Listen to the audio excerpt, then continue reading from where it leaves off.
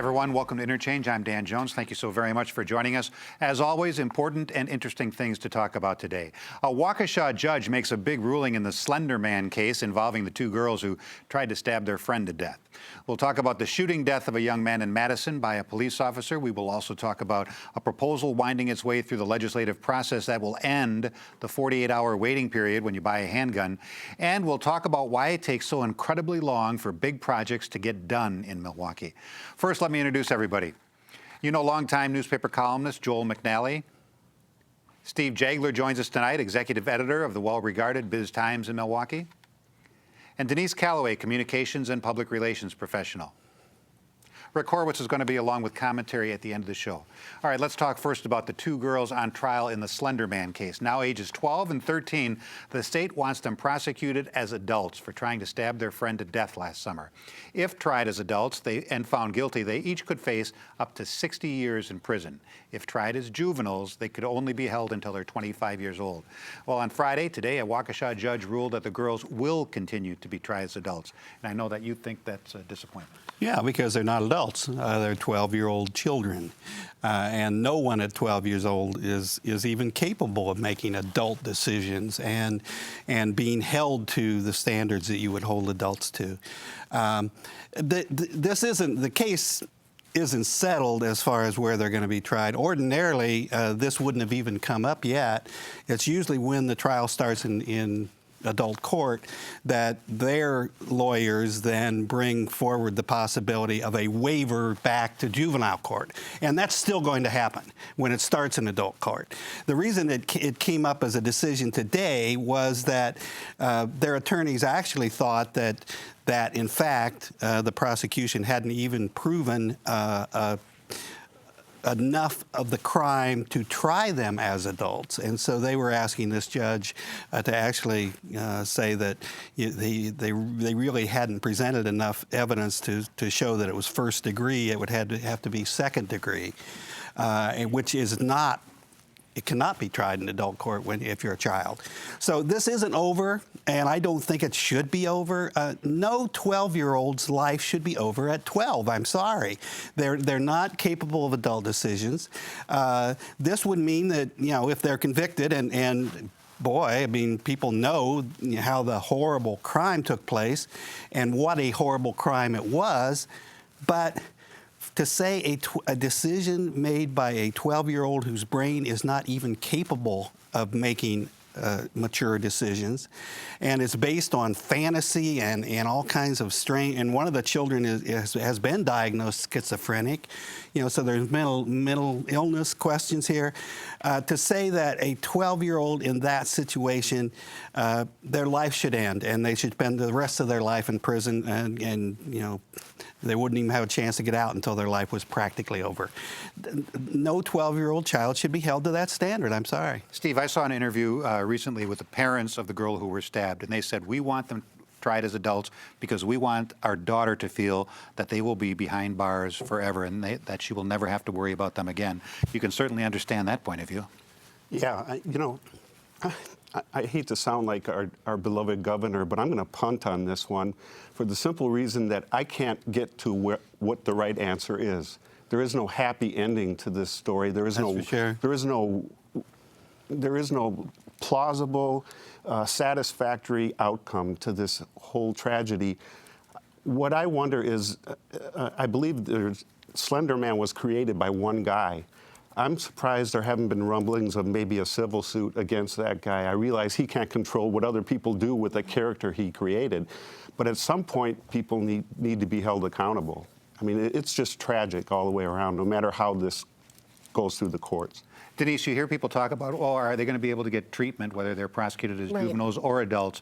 Should that be a concern at all? It should be, absolutely. I think Joel mentioned that there's one young lady who has a documented case of mental illness.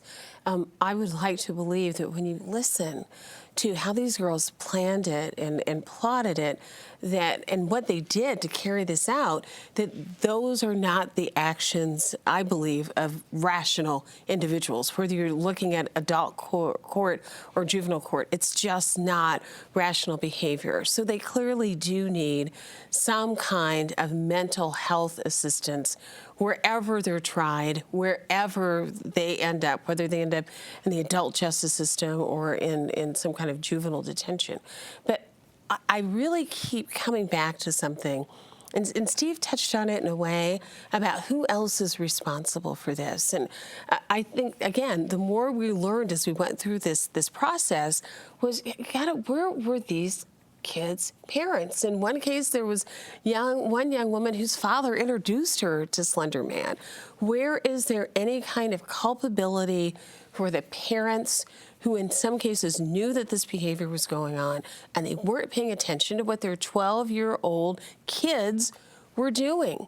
You know, oftentimes when we have something in certain parts of our community that happens and kids are out of control and bad behavior happens, one of the first questions we ask is, where were the parents? It's a question that we ought to answer in this case, ought to ask in this case, and it needs to be answered. And I do not understand why the district attorney has not looked, and perhaps they have, or are in the process of doing it, at whether or not the parents were in some ways neglectful for the behavior because of what their children did. And I mean, I don't know many parents who I've talked to who don't feel that there was something there that the parents failed to do to take care of their children in this particular case. Let me just respond to that, because I will sit right here and tell everybody, when our children are young and our grandchildren are young, we let them watch horror. They got thrills out of it. They enjoyed it, and they didn't take it seriously, and it shouldn't have been taken seriously. And when you're talking about what's not rational behavior, it is not rational behavior to think that Freddie or the hockey mask guy or whatever, are real people that you can, go out and hitchhike. I don't know if they're going to hitchhike or they thought they're going to walk along the freeway all the way to the Nicolet Forest to hook up with this person. Most children accept those things, and there are children all over America. Steve mentions this is a creation of one guy. There are children all over America who are into this Slender Man story. They've been documented. They've been interviewed. Some of them actually kind of talk like they still kind of think he's real, but it's you don't keep your children away from those things. You basically have to talk to them if they need to be talked to about how they deal with it, if they take it as reality. But boy, I've allowed children to get all those thrills. You have to pay attention to what your kids are doing, and particularly if you're an adult who has introduced your child to this fantasy world, you better be paying attention to how that 12-year-old brain is reacting to this as opposed to the way you're doing it as an adult. And if you don't, you let your kids down and bad things happen. All right, next topic. More demonstrations in Madison this past week following the shooting death of a young black man by a Madison police officer. And in Ferguson, Missouri this week, the dynamic there kind of shifted when a demonstrator there opened fire and shot two police officers who were guarding the police headquarters building during a demonstration. Do you expect there will be protests and demonstrations now anytime a white police officer shoots a minority suspect, anytime, anywhere, and should there be? One of the things, first, my hearts go out to the police officers and their families, as well as the victim in Madison, Tony Robinson. One of the things I don't like the way these things are playing out is what I kind of call bumper sticker mentality, that take very complex racial, social issues and push people into one camp or the other. You either hate the cops or you support the cops, when there are so many nuanced things in between that need to be considered.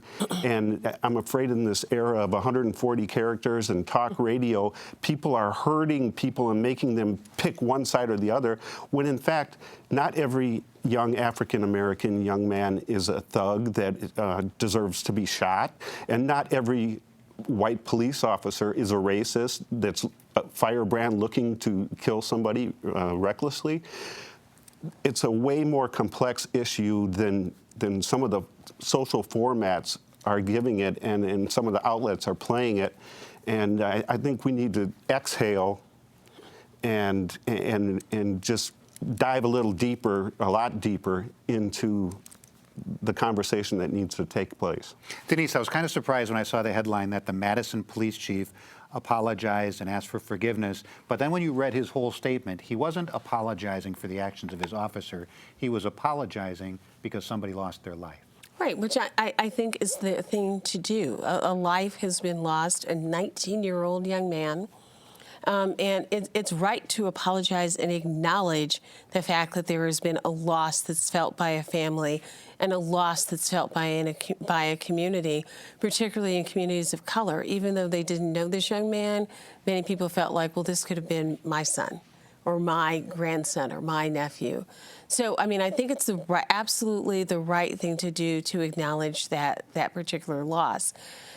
The problem that we have, and Steve is absolutely right, we try to make this very simple, but race is an issue that is still such an incredibly difficult issue for us to honestly discuss in this country, so we don't do it.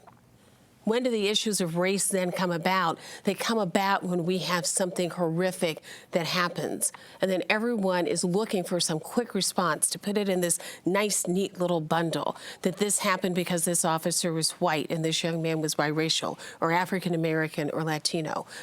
People want to be able to put it in this nice, neat little package, or that this young man was a thug and that's why this happened, or that somehow as we've talked about these young women who are 12 years old, I don't know what any 19-year-old young man does to lose his life in the way that happened.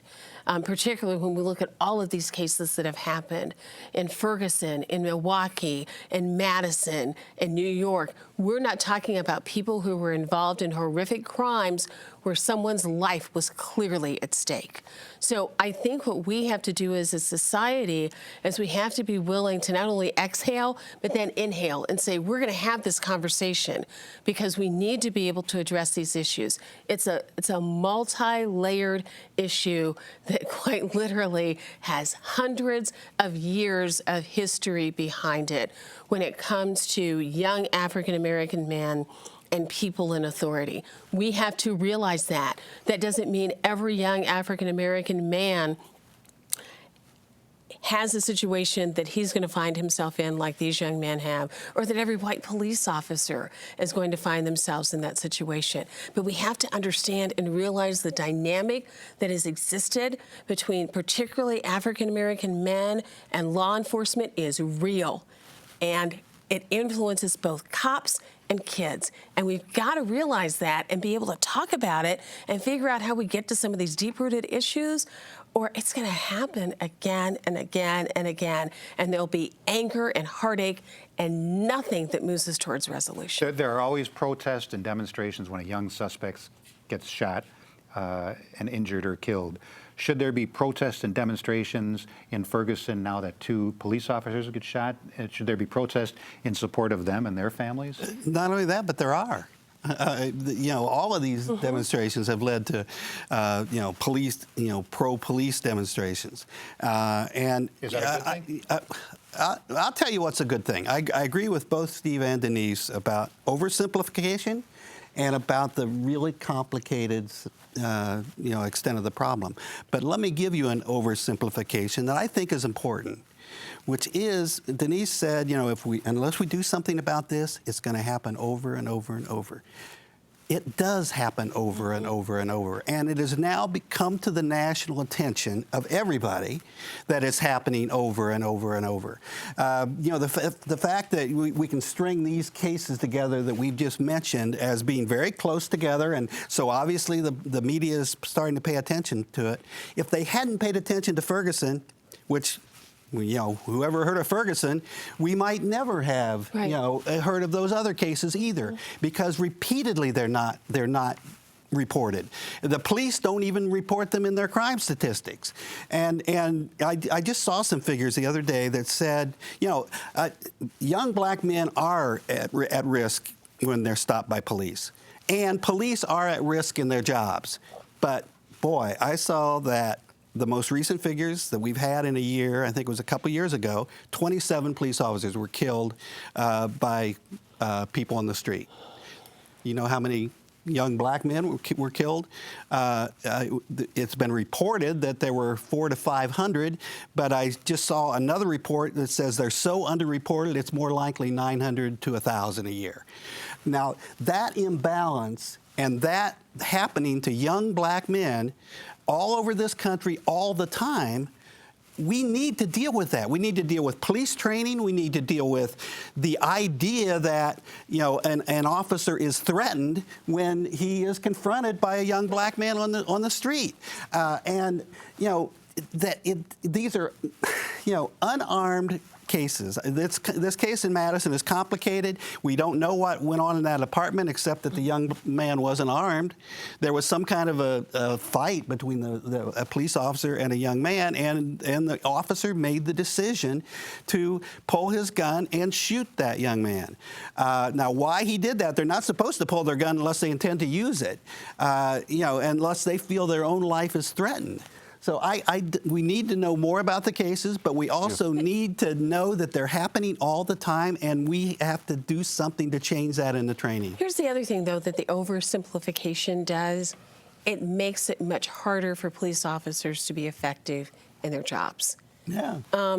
It sets up this almost immediate conflict in communities of color where police officers work. So the time, the effort, the pain that it's going to take for us to be able to address these issues, honestly, is something that will allow there to be some kind of healing and understanding between officers and the communities they serve that will allow for police officers, I think, to be able to do their jobs better and, quite frankly, to feel like they're safer. All right, next topic. In Wisconsin right now, you have a mandatory 48-hour waiting period if you buy a handgun before you're allowed to pick it up. A proposal in the state legislature now would do away with that waiting period. You'd be allowed to get your gun as soon as the background check was done, which sometimes might be instantaneously or just a few hours. In such a violent society, should we be making it easier or more difficult to buy a gun? Well, the reasoning behind the waiting period initially was background check and allow a cooling off period so that you didn't have a crime of passion of the moment or a suicide. And so the law went into effect, but Wisconsin is one of only 5 states that imposes that delay for handguns only. You can buy a rifle or a shotgun instantly.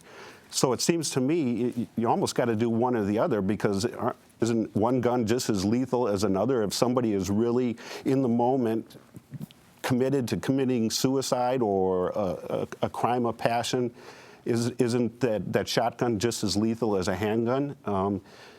To me, it sounds like it's just another check off an NRA ballot box issue for a governor who's running for president, quite frankly. Is that why this is coming up now? I think so. I agree with Steve, absolutely. I don't see any reason to hurry what the rush is for someone to have a deadly weapon in their hands. It's not like, you know, you feel threatened and you need it right at that moment, right? I hope not. I hope that the reason why so many guns are being bought is that people are never going to use them.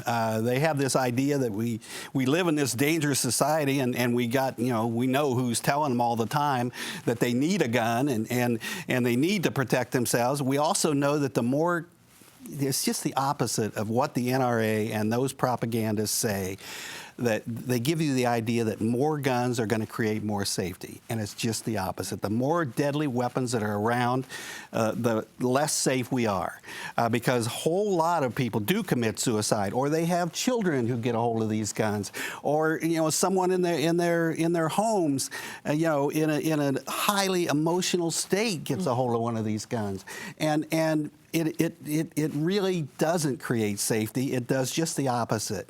The fact of the matter is, very few people who buy these guns, I think, are ever going to need to use them or want to use them. And believe me, if you use a gun to kill another human being, that's going to change your life too. It really is. And what's the hurry? The only reason to propose this is because the NRA just loves to do it and loves to take every regulation there is off every firearm, which is never what the Second Amendment of the Constitution meant to do. Denise, if you wanted a gun, should it be a hassle to wait 48 hours to get the gun? It shouldn't be a hassle to wait 48 hours to get the gun. I mean, it's not like it's fast food, for crying out loud. It is a weapon that can cause incredible destruction. And I don't think there's anything wrong with a 48-hour waiting period. There are a couple of things that bother me about this. First of all, there hasn't been this big outcry and uprising from people saying, you know what, we need to be able to buy handguns right away. Quicker. It hasn't happened. People in the state of Wisconsin are not asking for this. The other thing that concerns me is this is yet again another thing that's coming forward within months of the election that Governor Walker has pushed as a high priority item that was never mentioned in the campaign.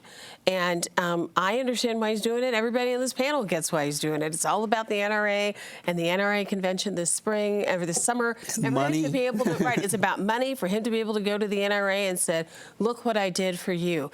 I'm a lot more concerned about what getting rid of this 48-hour waiting does the people of Wisconsin. All right, we move on. Over at the Biz Times, our guest Steve Jagler has written a few articles recently about how Milwaukee often seems like it gets in its own way when trying to get big projects off the ground. The Couture, O'Donnell Park, the streetcar, those are mentioned as examples. Do you expect, Steve, the similar problems when they say, okay, here's where we want to put a new arena?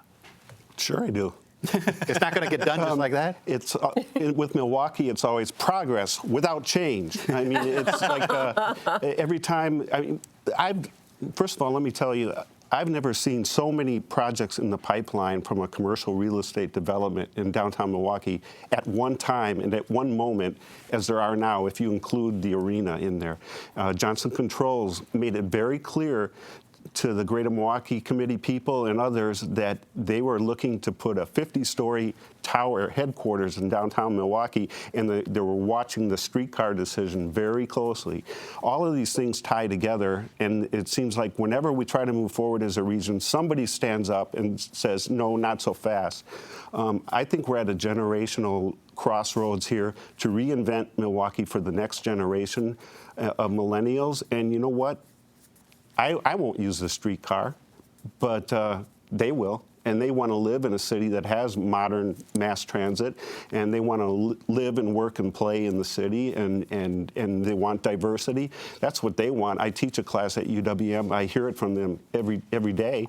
And I have two millennial sons. I know how they're wired. This is about Milwaukee's future, not what my generation wants or what my priorities are. What about the criticism, Denise, where people say, okay, the business community wants it to move real fast, but I'm never going to be able to afford a spot in the Couture, so I don't care if it moves fast or not. I'm never going to be able to afford season tickets to see the Bucks, so I don't care if it moves that fast. Does it move slow because we have to be very careful before we spend any tax money? Well, I certainly think it's a very good question for people to ask, to be able to see what does the financing look like, what is going to happen. But we in Milwaukee have this ability to overanalyze things almost to the point where projects don't happen, or in some cases they don't happen at all. I think of Bill Hudnett when he was the mayor of Indianapolis. And he came in and had a vision to say, we are going to be the amateur sports capital of the world. And they figured out a way to get it done. And you have to have a vision, and you have to be willing to be bold and to move forward. And I think many times in Milwaukee, that's our problem. We don't have a clear vision, and we're not willing to be bold. All right, we have to move on. Well, the recent events in Ferguson, Missouri are hardly the only things that have put the question of race relations in America front and center once again. There was a presidential speech marking an historic anniversary, and there was an Oklahoma fraternity. Rick Horowitz has been thinking about all of that. Rick. Want to be depressed, disgusted? Spend the 10 seconds it takes to watch the frat boys on the bus singing their racist song. Or do you think that singing about hanging black people from a tree, and the word they used wasn't black people, you don't think that's racist? But want to be refreshed, renewed? Spend just 32 minutes watching the president at the bridge describing what's so special about this place we call home. In less time than it takes to scrape mud off your boots, those Oklahoma fraternity brothers will make you ashamed at how far we still are from our nation's ideals. And then, in barely more than half an hour, Barack Obama in Selma, Alabama, will offer a history lesson filled with struggle and love, hard truths and hard-fought progress. An American history lesson, and you can feel proud again, determined to keep on pushing, but proud of how far we've come. Despite the frat boys and their ilk, despite the cities and towns like Ferguson, Missouri, whose justice systems have made a mockery of the word. Which doesn't excuse, by the way, not for a moment, this week's outrageous shooting of those 2 policemen in Ferguson. Whoever committed that criminal, cowardly act should be identified and arrested and prosecuted to the full extent of the law. You know, I'm always amazed at how eager some white folks are to use that word.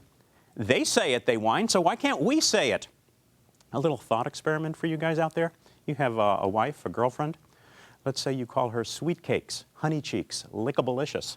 It's okay for you to call her that. So would that make it okay for me to call her that? Yeah, I didn't think so. And there in Selma, Alabama, at the foot of the Edmund Pettus Bridge, the President of the United States looked right at the years of pain and the countless indignities and beyond them and delivered what might be the most patriotic speech I've heard in my lifetime. I mean, real patriotism, not necktie patriotism or lapel pin patriotism, the kind you get from bumper sticker blowhards out there. And decades from now, when all of us have gone to dust, children at school pageants will still be reciting the words, "We are Lewis and Clark and Sacagawea. We are Sojourner Truth and Fannie Lou Hamer. That's what America is." See it for yourself, just 32 minutes. Find the time. Make the time. Well, thanks, Rick, and thank you so very much for joining us. Enjoy the beautiful weather and the rest of your weekend.